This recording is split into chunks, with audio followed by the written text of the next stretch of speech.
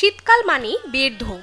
আর বিয়ের উৎসবে পোশাক, সাজসজ্জা, গয়না ছাড়াও কনেরা নিজেকে আরও রাঙিয়ে তুলতে হাত ভর্তি পড়ে থাকে মেহেদি দিয়ে নানা কারুকাজ।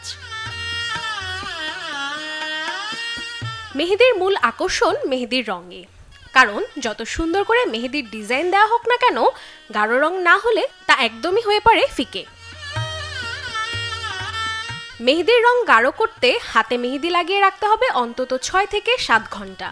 এক্ষেত্রে অবশ্যই বেছে নিতে পারেন প্রাকৃতিক উপাদান দিয়ে তৈরি অর্গানিক মেহেদি।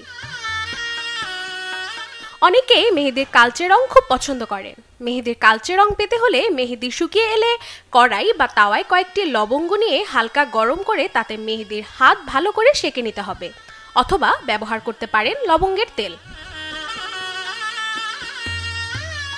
মেহেদির রং ফোটাতে ব্যবহার করতে পারেন পুরনো টোটকা লেবু চিনির মিশ্রণ। বাটিতে অল্প পানি নিয়ে তাতে কিছু চিনি দিয়ে ভালো করে ফুটিয়ে নিলেই তৈরি হয়ে যাবে এই মিশ্রণ।